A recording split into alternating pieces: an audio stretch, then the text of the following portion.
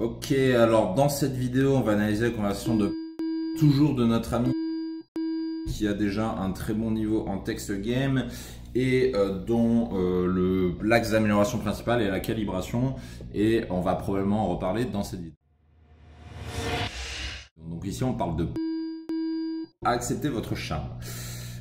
Donc son opener, c'est la bouche fond sur ta troisième photo, vite appeler la chirurgie esthétique. Alors oui, toujours attention aux fautes d'orthographe, on en a déjà parlé, je reviens pas dessus, tu le sais déjà.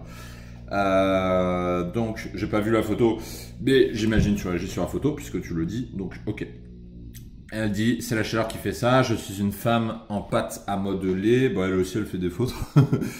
Cet hiver ça ira déjà mieux. Puis elle dit ah non, cet hiver tu vas plutôt te transformer en boule de neige, tu vas en manger des boules de neige de ta part. Donc voilà, là pleine maîtrise du GNQ, hein, c'est très bien. Très bien compris le GNQ, hein, il n'y a pas de souci à ce niveau-là. Donc là, elle rentre dans long délire, donc c'est très bien pour l'instant. Ensuite, je vais te faire un one-shot, puis en plus, le one-shot, c'est un peu ambigu. Moi, j'aurais réagi directement dessus. Quand Lana, elle dit, je vais te faire un one-shot, moi, j'aurais tout de suite réagi en mode... ah ouais, mais tu veux me one-shotter, mais en fait t'es une perverse sexuelle, toi t'es du genre à sauter les mecs le premier soir, à disparaître pendant la nuit, machin. Moi j'aurais réagi sur un truc comme ça pour sexualiser la conversation. Parce qu'on me pose souvent la question comment faire pour sexualiser une conversation. Bah, ça peut être aussi simple que ça. Et là, elle te fait un cadeau, elle te parle de one shot. Alors là, tu peux parler de l'ONS, quoi, le one night stand, le one shot, la baise en une fois. Là, c'est royal. Là, tu la traites de perverse. Là, tu dis ah ouais, en fait, c'est une prédatrice sexuelle. Ouais, ça c'est une bonne idée de wording que tu peux utiliser. Prédatrice sexuelle, ça c'est pas mal fait. Ah ouais, en fait, t'es une prédatrice sexuelle. Tu veux coucher les mecs le premier soir et tout. Et en fait, ton truc, alors c'était de photos qu'elle parlait. Ah non, de boules de neige, voilà. Donc il te suffit de rebondir sur ça, tout simplement. Donc tu lui dis, tu m'as tué là, je suis tellement spammé de femmes pas drôles et dérangées sur ce site que je perds parfois en humanité. Ouais, très bien, technique de valorisation, c'est-à-dire tu fais comprendre que voilà, on te spamme, que sous-entendu tu es un homme désirable, donc très bien. Elle te dit, j'espère que c'est pas l'impression que je te fais, la foi en l'humanité, nanana. Il y a un mec qui m'a dit, tu es toujours en rayon, car tu fais pas potiche, faudrait que tu... Ok, bon. Là, c'est de la pleine valorisation et elle valide ta valorisation. C'est-à-dire, tu t'es valorisé de la bonne façon, de manière subtile.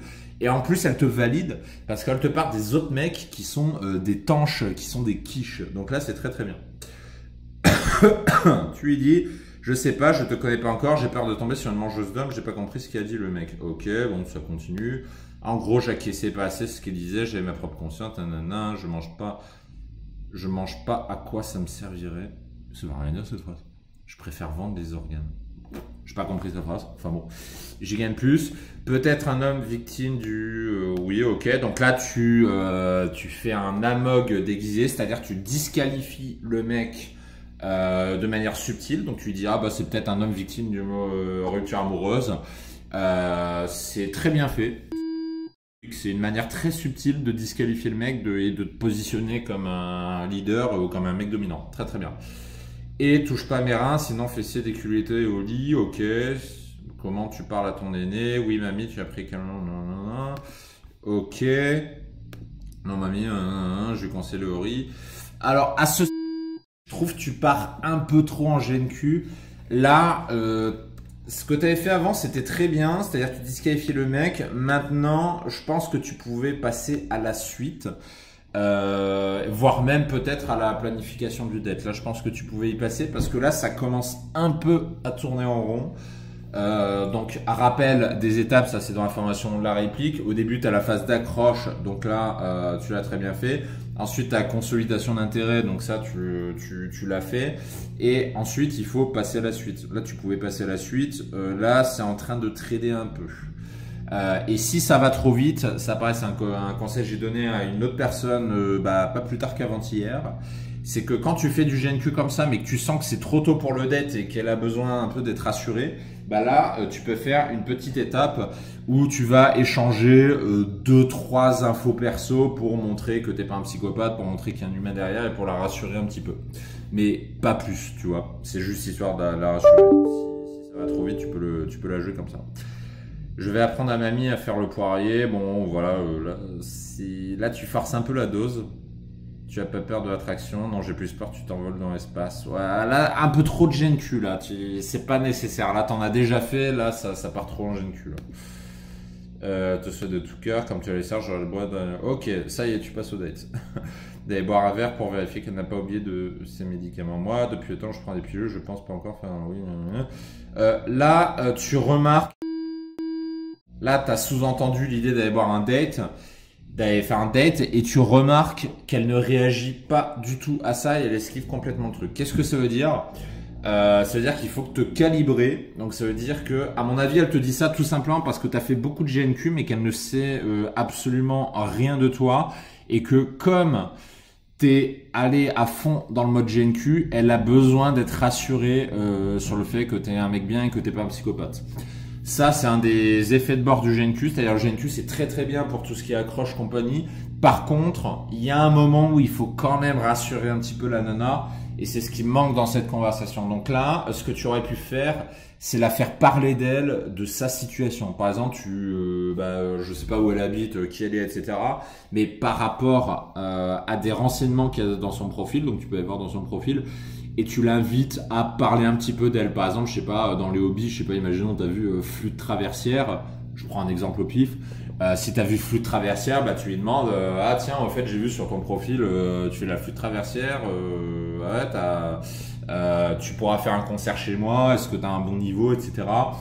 Et puis là, elle va commencer à te parler de son truc de flûte. Elle va dire ah non, mais ça fait 3 ans que j'en fais, ah machin et tout. Et ça permet d'avoir un peu de rapport et de construire en fait, de vous construire une relation minimale. Parce que sinon, si tu fais que du GNQ, la fille est pas rassurée. Et à mon avis, c'est ça qui a péché. Oui, mais mamie, des hallucinations, on va trop de GNQ. Là, tu réponds pas à son objection. Son objection, elle ne le dit pas ouvertement. Mais son objection, c'est qu'elle n'est pas assez rassurée.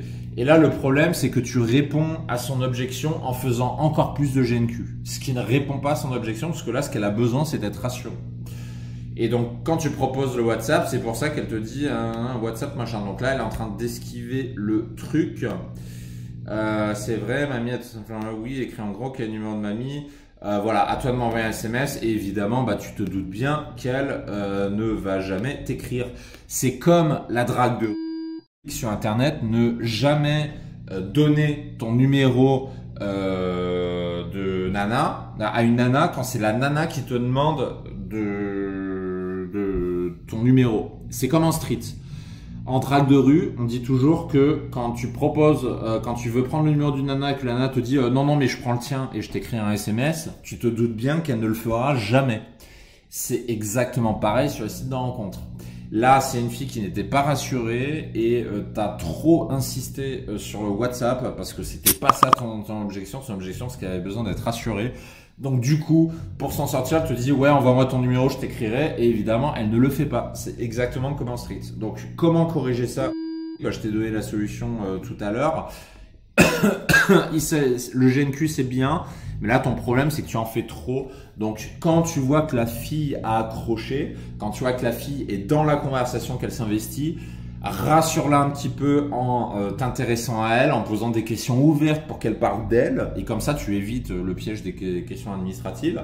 Ce qui va faire que vous allez créer un peu de rapport, un peu de complicité. Elle va savoir, tu vois, tu vas en savoir plus sur elle. Elle va parler de toi. Elle va également te poser 2-3 questions.